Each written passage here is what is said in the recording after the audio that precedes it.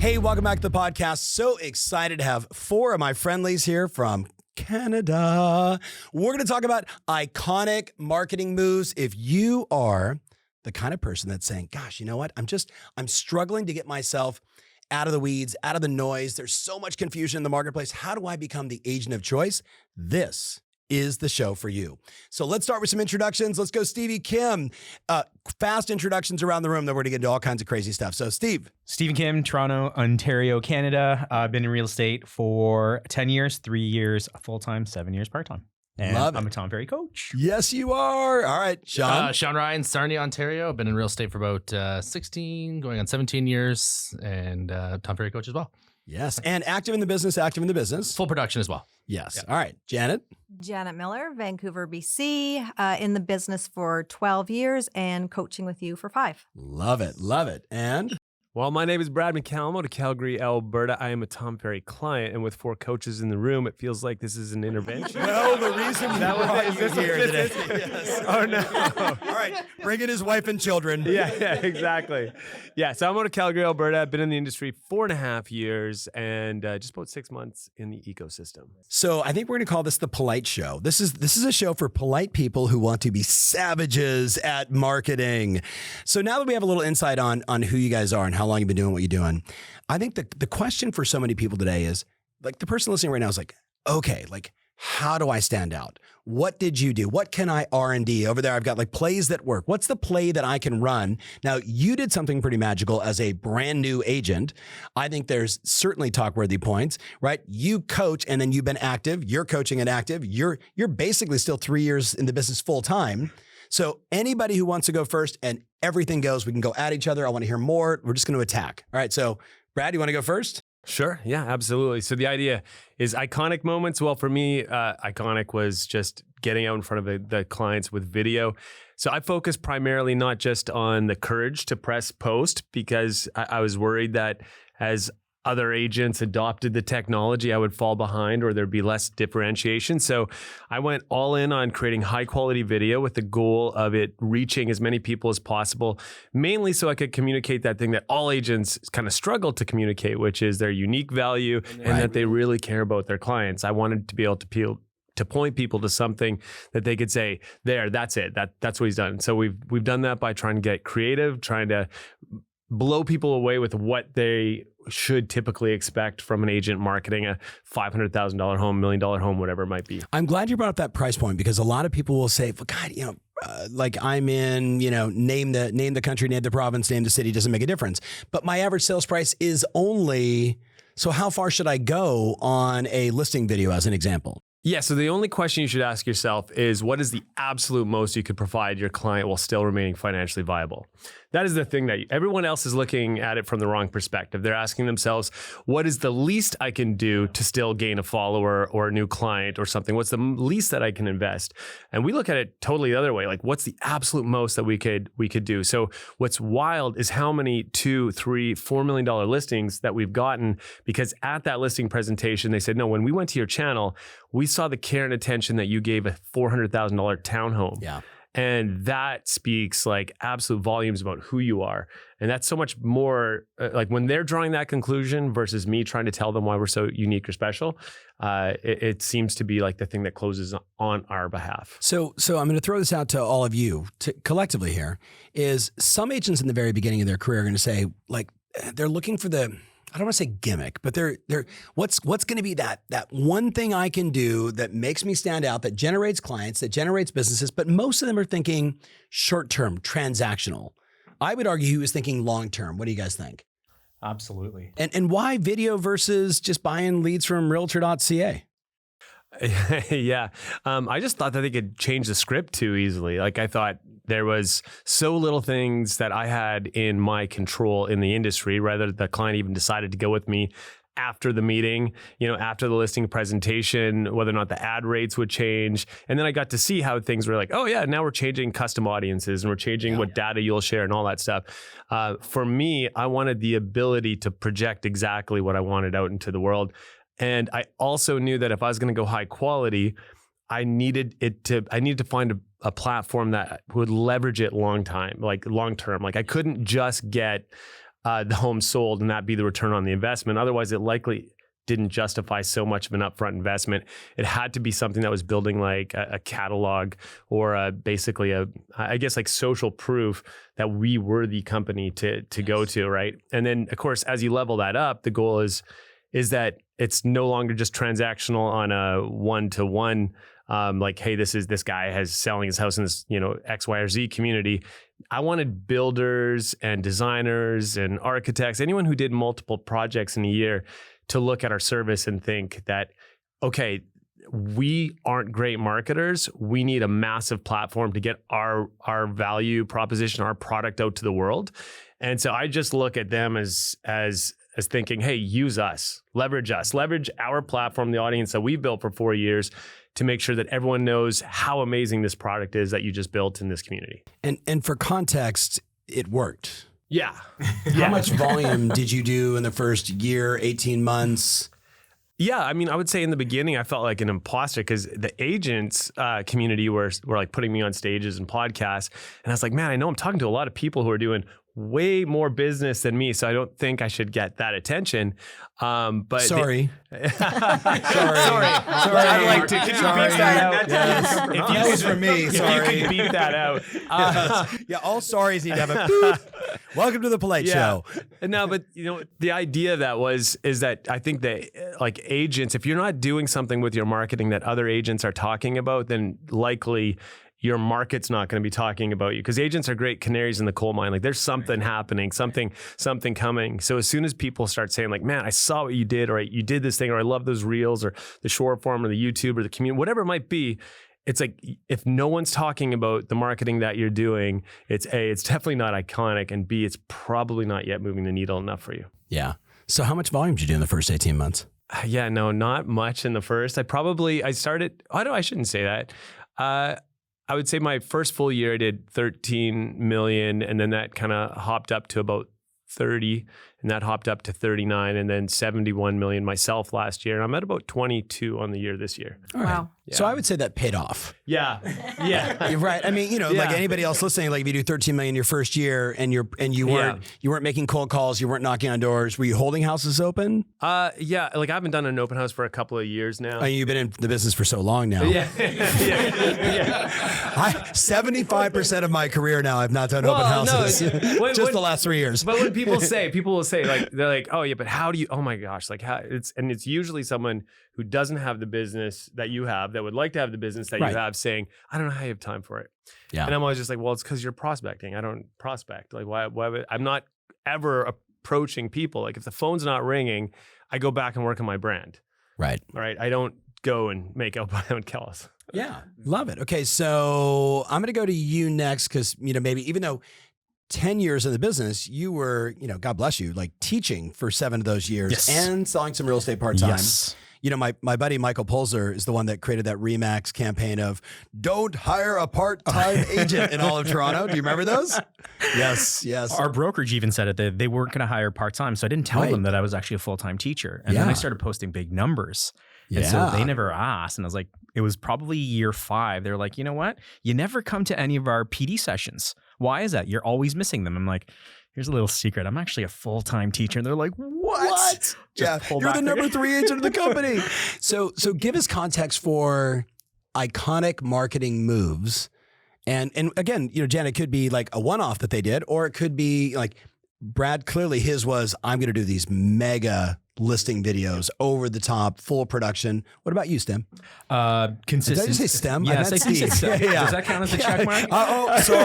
Sorry. Yeah, come on. For the people listening, we've had a sorry, S-O-U-R-Y, right? Is that the appropriate Canadian sorry? You know what? The one thing fundamentally that I found out about all agents was the lack of prospecting, the consistent prospecting, whether it's cold calling, door knocking, whatever the case may be. And I was like, you know what? I'm not, like, I didn't grow up in Toronto. I'm new to the city. Mm-hmm. I don't have a big database of people to call. I'm like, you know what? Video seems to be the big in right now. And I just don't see anyone doing it consistently. So what am I going to do if I'm going to go in? I'm going to go all in. Mm-hmm. And so I decided to go every single day. This is now 3.5 years of a video every single day. I have not skipped a beat. And I hate saying this. It's essentially replaced all of my calling. Yeah. Like Brad, you mentioned this, like you don't do much prospecting, I would say that I don't do the traditional ways of prospecting. Those DMs and those calls come to me now. Yeah. I use my social media as a digital resume. So I'm able to qualify the level of clients or the quality of clients coming into me, being like, you know what, I don't like his vibe.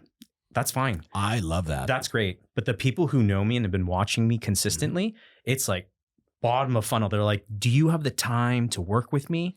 Like imagine like you operate a business where people just come to you and say, you know what, do you have time for me? Yes. Yeah. Game changing. And that was Right. largely in part to just consistently putting this content out so that the moment you wake up and you look at your phone, you're like, oh my God, there he is, Steve Kim. Like Jeremy Knight just did it. He's like, we're Right. having lunch. He's like, man, you're always on my phone. I'm like, bingo. Because Right. that's the goal. Okay, so let's just figure it out really fast here. So 3.5 years, right? So 365 and a half, right? Times, that's a lot of days. That's all I got here. It's like 1,000+ days. So some people would say, what could you possibly be talking about after 3.5 years that you didn't already say 49 times? Here's a little secret. I recycle some of the content. Like for instance, on a Tuesday, I do Home Tip Tuesday. Well, what was the problem? A lot of first-time home buyers were like, Steve, my shingles, my windows, condensation. And I was like, you know what? I'm just going to put this out on video because if it serves you, it's probably going to serve other people. Right. So I'm going to get into a lawn maintenance series. Well, I do it every year. It's 4 videos that I pump out every summer. Right. Lawn maintenance. Right. I just change the graphic. Right. Well, there is something like thematic. Like I think of the same thing. Like it's business planning season. Hey, it's New Year, New You. Yeah. Hey, it's the spring market, Exactly. right? So I think it's really good for people to hear that you can take really good content in the past and just modernize it. Add the 2022 version of it, right? I did a presentation when we went Elite Retreat virtual. Yes. And I was like, these are the 52 home tips that I use. These are the ones that do really, really well. And I shared it into the ecosystem. Yeah. Like, here's the script, take it, Yeah. run with it. Yeah. And everyone's like, yeah, but 30% of them have to do with winter. And I'm like, well, then replace them with something else. I'm like, use the other 70%, right? All the sand states, Southern California. What's winter? We don't have that here. But what you, Sorry. I was just saying, what you're doing, sorry. Brad, no, Brad, no. Drink. what you're doing that's really smart is you're not getting overwhelmed about what do I have to say. No. You're just getting what from your buyers and sellers. They're telling you what they need answered. And you're like, oh, awesome. I'll make a video about that. Like it was Phil today when you had him come speak to all of us. He talked about turn your content into a soap opera, not a mini series. Yes. Every single day for me is a soap opera. I know exactly the audience. I know exactly the purpose, and I know exactly People the get problem. off your videos and they're like, who's sleeping with who? Who's about to die? Right? Like, I'm sorry, that's my version of soap operas, maybe. Like, But people Dun, dun, dun. people perseverate way too much on like, who's my audience? I don't even know who I am. I can't even solve that problem in terms of what it is to the audience. And then they stop. They don't put out any content. that didn't make sense to me. Say that again. So the thing is, You said, I don't even know who I am. Like what? people struggle with their own. Did anybody else pick up on that? Okay. People No, struggle but with I like, understand. Yeah. they're like, I don't even know Sorry. like what I'm passionate about. I'm like, Yes. oh, okay, well then that's a big issue. If you don't Yeah. even know what you're passionate about, how are you going to articulate that message to that segment of Right. the audience? And so I find that to be the biggest challenge. That is a lot of the DMs that come in from agents are like, how do I talk about me? Like, I don't even know what I'm passionate about. I'm like, well, what do you like to do when you take your realtor hat off for a second? Right. Let's start there. Right. You like making pizzas. You like garden gnomes. You like puzzling. Go. People love that. There's go a there. niche for everything. Absolutely. Everything. Okay, so one thing I know about before we get to these two is when you two get in front of a camera, you were like Super Kim and Brad's like "Bah," right? Like so if you're only listening, bada meant arms moving, Yeah. very exaggerated. It looks very intentional. True, false? Planned, not planned?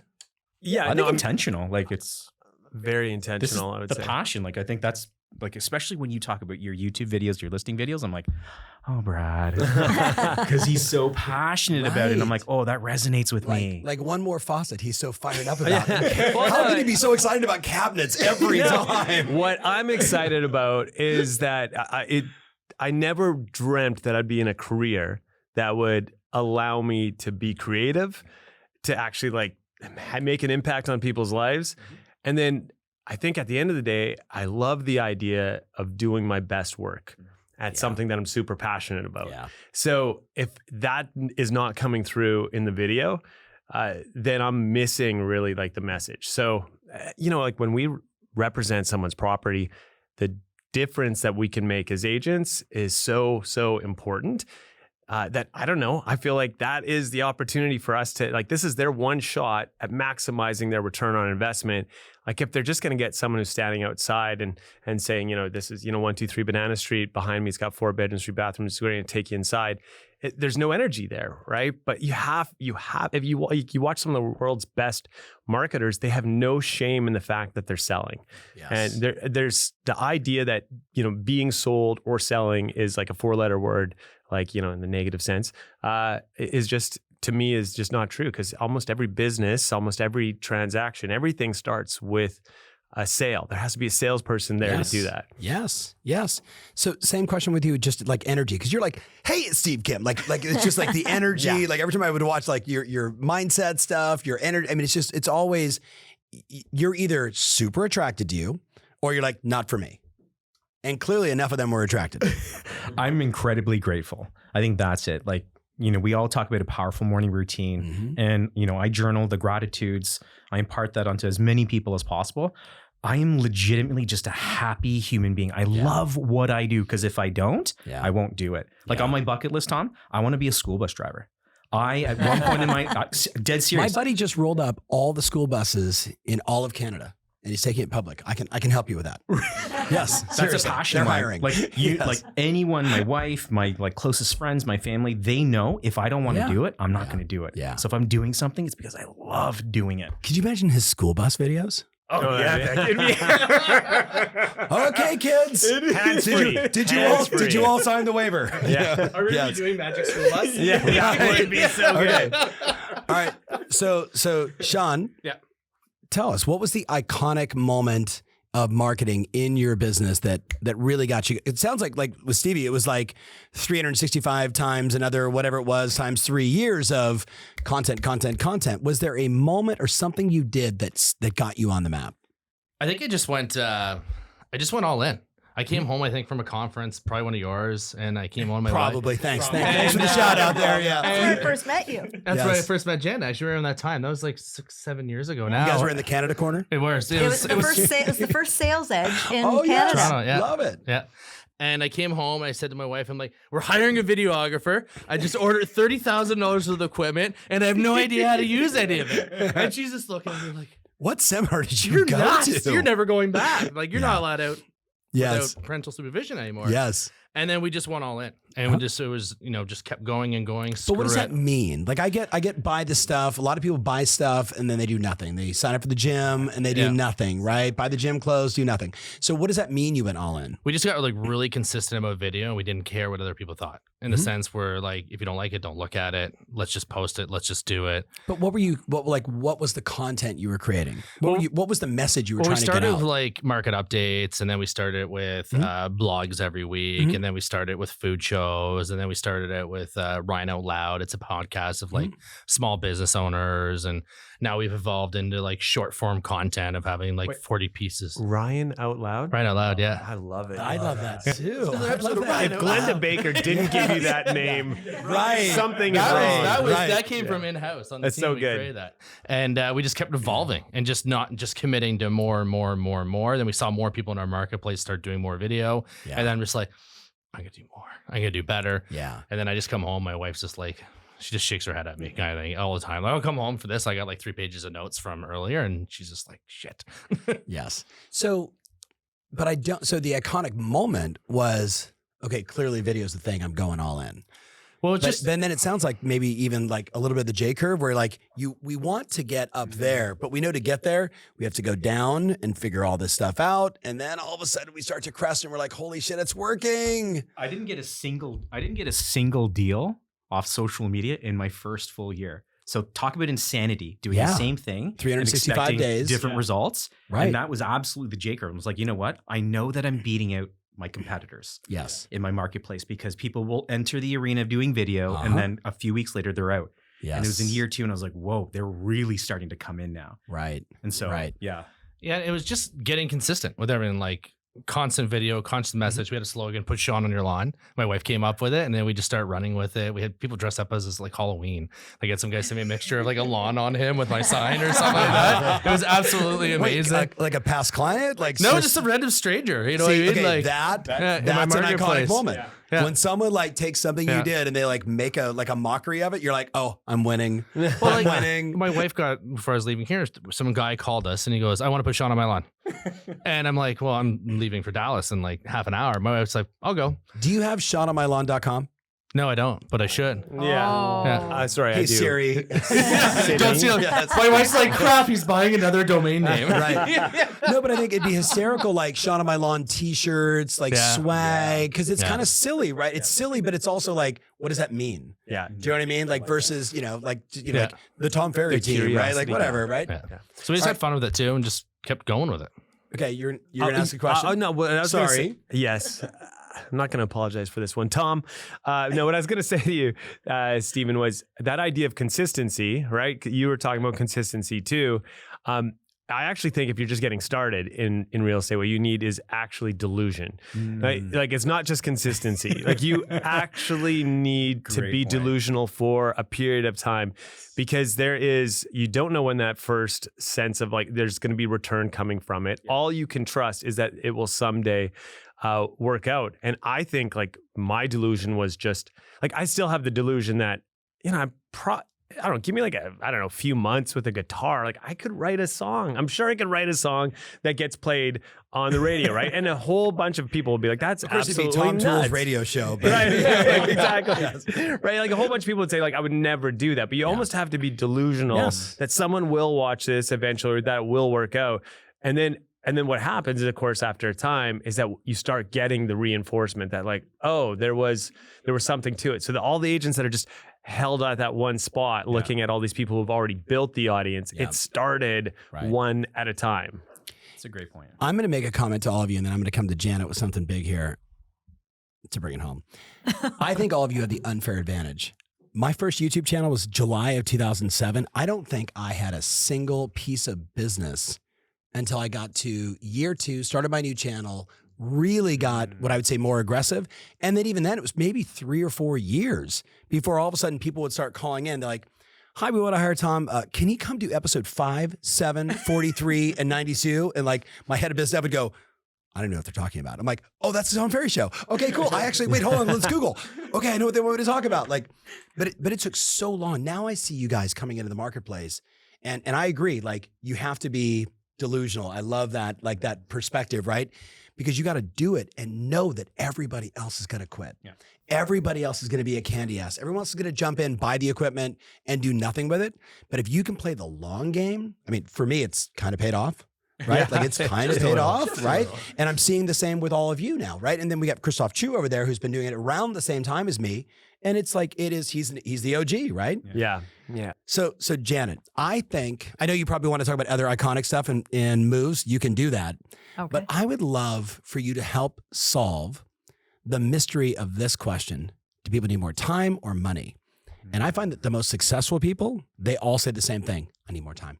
I got deals, money, deals, transactions. Like I've got that part figured out, but I'm struggling. Like the woman I just interviewed, she was like, I haven't taken a vacation in years. She's like, and I know I got to make money while whatever that phrase is. She's like, but like, I don't see this market changing anytime soon. And I'm exhausted. When you guys went away for a month, it was just like, you could just see like there's a lot there. The person listening right now is going, oh my God, I'm enough marketing. Give me more time. Give us some insight. So the first time I get a new coaching client or get a new team, I always ask the same intro question. What's your role on the team? What are your goals? And what's your biggest challenge? Yeah. What's your biggest challenge? Always, always, always. I don't have balance in my life. Yeah. I don't have enough time. I don't set boundaries. Right. So they either don't have it in their schedule, or a lot of them have it in their schedule, but they don't have boundaries around it. Bingo. They can't say no. They can't say no. So this is an intervention. Yes. So the power phrase is not now. Not now. I tell the same story all the time to clients that, so before coaching, I was director of sales looking after 125 agents. And there was always the same guy who was number one. Yeah. Always number one. Occasionally he was number two, and he'd say, that's never happening again. And I can remember this going into the bullpen of the office. It's like 9:45. And because he was religious about doing his prospecting, he had his headset on, wasn't talking to people. And I walked up to him. I said, hey, Sean, can I ask you a quick question? And he said, oh, yeah, absolutely. Come back at 10:45. Because our default would normally be, sure, what do you need? Yeah, what do you want? Yes. But he set boundaries, and that's what made him successful. So how does somebody, like, how do all of us adopt that? Like, do we need to have something tragic happen in our lives, which is what, and I don't wish that on anybody, but what I have experienced over and over again is like the spouse walks in and says, I'm done, you know, because you're in love with your business, not with me. Right. And all of a sudden they're like, whoa, time out. Right. Or, you know, like something like that. How do we get them so they don't have to have tragedy to get triumph? I remember you did that in your video about 5 years ago, right? Why not you? That's a great video. What I like to get people to do is interrupt the pattern at the end of every day. At the end of every day, just do a reflection. What were my wins? What were my losses? How can I improve? Yeah. So don't beat yourself up if you didn't do your prospecting time and you got sidetracked by whatever. Just acknowledge it and decide what you're going to do differently tomorrow. Yeah. Wins, losses, how can I improve? How do you get the spouse involved? How do you get the kids involved? Yeah, so you can do it with, a couple of things. Number one, have them see your goals and what the benefit is, like how they're going to benefit from them. Yeah. Also, set boundaries around when you are and when you're not working. And I know that's really, really tough. That's the hard one. Like turning your phone off and going outside and playing, you know, sports with your kids versus having your phone on you and playing sports with your kid. Anybody? Yeah. Anybody? Like you don't My kids wanna, are adults. Like it's, you know. don't want to be the parent on the soccer field and you're like this and someone taps you on the shoulder and say, oh, good goal. Yeah. Did you get that on video? Oh, yeah. Yeah. I learned that lesson real quick when Jordan was born, our first, and my dad, you know, immigrant, Seoul, Korea, came here, ran businesses, worked like 17 hours a day. I remember in the hall, he looked at me, he's like, one thing I want to tell you. He's like, remember this always. Time is the currency of love. It is my biggest regret. We were working so hard that we neglected the time with you guys. Time is the currency of love. And I was like, I'm bawling. I'm like, oh my gosh. And that's actually why I left teaching. I left teaching because those small things that were really important to me, like even walking my own kids to school, dropping them off a hot lunch at lunchtime, I could never do. I could never go on a field trip. And I was like, you know what? No, there's so much more to life. And I left. So now you're going to drive the bus to the field trip. Yeah, exactly. That's going to be rock. You know what? Like, it took me a while to realize because I have a 15-year-old daughter, I have a 5-year-old daughter, and a 2-year-old daughter. So with my 15-year-old daughter, I didn't really get that as much. I was younger. I was like 22, got into business. And one of my non-negotiables right now in business, the last 2-3 years is I'm home for dinner every night. I'm home for bedtime every night, and I'm off for one day of the week. And I've stuck to that for the last 3 years, 2.5 years, about 96% of the time. Yeah. And it just came down to trading time for money. Yeah. And it's just getting in there and delegating everything out that's not important to you and that you don't want to do to make everything run. And like once you get in that mindset to give up the control to really get the control back, it's just life just gets so much better. I owe my older son Michael it was like the greatest gift. We're sitting at Sapporo restaurants, my wife and I. Steven is 4, Michael's 6, and it was really early in our business, like probably 6 or 8 months in. And anybody that's started a company can with a spouse can reflect on. I'm out hard charging every single day, and my wife's like, "You're spending too much money on this. Or why are we doing this?" And literally, we're doing this at dinner, and my son just goes, "If all you guys are going to do is talk about work the entire time we're here, I don't want to go to dinner anymore." I almost broke down in tears. I can almost start crying right now. Yeah. And I was just like, I looked at my wife. She looked at me. We both kind of all 4 of us hands in the table and said, okay, no more talk about work at dinner. And I literally was apologizing to my 6-year-old called me out. And the next day I was like, hey, we need to make a new agreement. Yeah. Right. We're both obsessed about this new thing and it's all exciting. But when we're here with them, we've got to be here with them. And my wife is a star at that. But sometimes that was the only time she had me. Yeah. Right? Everybody can relate to what I'm saying here. Like, it's like, hey, let's get together tonight. But let's talk about business first. Well, that's kind of anti-Viagra. Yeah. Right? Like, so, you know what I mean? Right? So having to figure that part out. And my son, you said it, trade time for money. Like the next day I was like, I'm hiring a full-time assistant. I'm hiring this person. I'm like, we're going to lose money for the first year. I don't care. Because if I ruin my family and build a great business, what have I really done? And that was an early choice that we had to make. And it was hard, but trading time for money. Well, in coaching, you're always asking us to do 90-day plans, right. quarterly plans. And the obvious part of the plan is setting the goals. Yeah.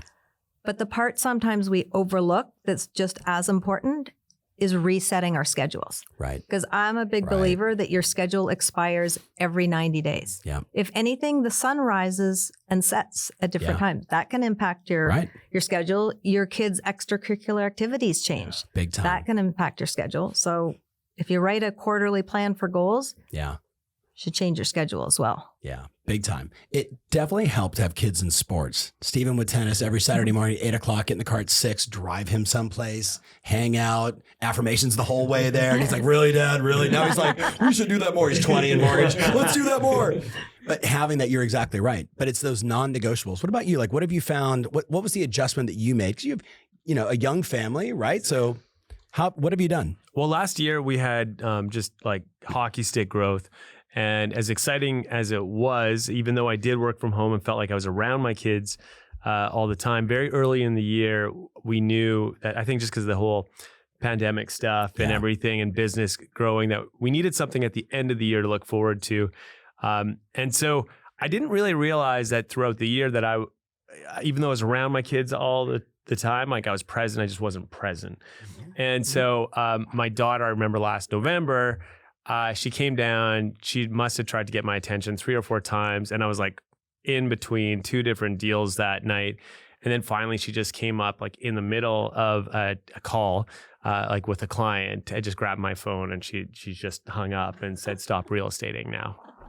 And I was like, okay, all right. That's a moment. And we were about a month away or so from going to Hawaii. We got to Hawaii. We were booked 19 days, 4 days into the trip. My wife said, can you believe we still have 2 weeks left? And my anxiety went through the roof. And I realized just how much of a deficit I had created in my life. And so what was wild about taking the time, because we've now spent about 2 months of vacation in the last 4.5 months, like just purely like one-on-one with family. But it was like day 9 or 10 where my son started to like tell me real stuff, like stuff that he was dealing with at school and challenges. And it was like he needed the quantity of time there to feel safe enough to share those things with me. And had I not made myself available for it, I would have missed out on the only thing that has any currency, right? Any value in your life anyways, right? So now, I mean, I like Sean is my coach, like in the ecosystem. And I was very reluctant at first about the whole idea of it, because I'm like, I'm doing great. Business is going really well. Like the only thing I value is how do I take stuff off my plate? And that is not my skill set. Yeah. I do not know how to do that. I know how to add more stuff to my plate. Cause like, I know like I could go shoot this video. I could do this. I could do this. And like, I know how I could triple my business this year. I just don't know how to triple my time. Right. So that is what I needed. I needed ways to like just protect me from me. Yeah, and thanks to Sean. Yeah, we're getting it. We're getting there. Work in progress. All the time, like I need like 10 minutes of your time. yes. We're gonna be a little side coaching coming up here soon. Yeah. Janet, I'm gonna go back to you. Any iconic marketing thoughts, just as we're sort of in the spirit of this and moving us out of we've all just had a moment together right now. Sorry. Yes. Well, the best advice I was given when I started was focus on relationships and the business will come. Yep. Always know how to answer the question, how's the market? Yes. And it's a numbers game. So the more people you talk to, the more business that's going to come your way. And don't worry about talking to them about real estate. My favorite script is 5 words. I thought of you today. Oh, I love that. I use that with my wife tomorrow. Yes. You might want to send her some flowers today, by the way. And I thought of you today could be about, hey, I saw your video. It was awesome. But it also could be, hey, the 123 Main Street just got listed. That made me think of your house. Or it could be, I saw your team is in the Super Bowl this year. Right. Doesn't matter. So I got an email from our head coach, Mary Jett, who is referring to another one of our coaches, which I can't really read. I think it's Coach Fred, on Iconic. Simple marketing is the CMA a day campaign, right? So he's like, I have all my clients doing it, and many of them are now running in the 15 CMAs out to one listing appointment. We all talk about there's no inventory. Yeah. And yet the simple, I thought of you today. Could you imagine just, I thought of you today and created a valuation on your property. Just thought you wanted to take a look at it. I'm sending you a quick video. Take a look at the email tonight. Let me know what you think. I'll call you tomorrow. That like, we're always looking for like these big moves. Sometimes it's the daily discipline, right? It's going all in, right? It's making something big and it's finding the time. It's doing that at scale that I think is really moving. I know is really moving the needle right now. Okay, closing thoughts as we wrap this up. Who wants to sing the Canadian national anthem? I'm kidding. Together, we'll all be part of I've been to enough hockey games. I know. Like, all right, closing thoughts. Best advice for the agent listening right now, the person that wants more time, wants to stand out from a crowd that we didn't already discuss. Either one, time or marketing. Okay, there's one phrase. I've put it on my t-shirt. I've been talking about it for years. I think it's the only thing that agents should ask themselves when they create any piece of content or do any bit of marketing, which is what's in it for them. And the them always has to be the person on the other side. Right. What's in it for them? Gentlemen? I'm always a believer in surround yourself with people that make you a better version of yourself. Yes. Right. Yes. But does that also include and cut out the ones that are energy sucking vampires that are bringing you down? Yeah, because they don't make you a better version of yourself. Right. I love it. Sean, what do you got? I'm going to echo with what Janet said there and just no forgiveness. Like, don't ask for it. Just go for it. Like, back to all in and just screw it and do it. Like, just go after it. And 100% making your sphere and your circle smaller. Like, that's one thing I've done over the years is I got rid of a lot of people in my life that weren't helping me get better and progress, and just hung out with people I want to. And that was a big difference as well. Yeah, that's huge. I'm going to say proximity. I think that's huge. It's so easy to say, go all in, just start, just do you. People can't do that. So align yourself in an environment with a team, with a coach who's going to hold you accountable, because like, you got amazing listing videos, and I reached out to him, and now we have a connection and everything. And now there's a line of communication that I can be like, hey, Brad, what do you think about this? And he holds me accountable. So proximity is huge, because you can't do it alone. Especially in this network, even just with today, right? Yeah, huge. So I'm going to say one, and it's something that I've shared, and I would encourage all of you to do, is go today to the Google Death Clock. So the Google Death Clock, you answer like 5 questions. And for a long time, I would like write the year I was supposed to die on my arm. So I know it's because of the average standard American man, I'm supposed to die in 2046. So when you guys hear me say, how many good summers do you have left? Summer is just a metaphor for how many years do I have left? So I don't give a shit what anybody thinks, because I know one day I'm going to pass. And the dash, like the day I was born, the dash, and then that number at the end, like I just want to maximize that dash. So whether it's doing my best work or being the most loving, human being I could be, or also being the most carefronting person I could be, or funny and entertaining and everything else, I just want to be unapologetically Tom Ferry every single day. And you know what? I'll let the cards land where they land. Like that's for me. You're going to die. Are you going to live? That's the real question. I'm just going to put a note to follow up with Tom Ferry in 2044 about something that's Hey man, you want to sell your business? I love it. Okay, so very quickly, where can they follow you all if they want to ping you, DM you, ask you questions? Yeah, check me out at The Real Brad McCallum on Instagram, or just Brad McCallum Calgary Realtor on YouTube. Love it. Instagram at janetmiller.coach. Yes. Instagram, Buying with Ryan. Buying with Ryan. Everywhere at Stephen Kim Homes. At Stephen Kim Homes. All right. Hey, listen, like, subscribe, share. I was trying to do your version of it, right? All that good stuff. But most importantly, maybe send this to somebody that you know that needed to hear this. Maybe it's just edit down just that piece on time, or maybe it was the iconic marketing moves. But no matter what, we're here for you. Let us know what you think. Leave us some comments, and we can't wait to create more content for you. We'll see you soon.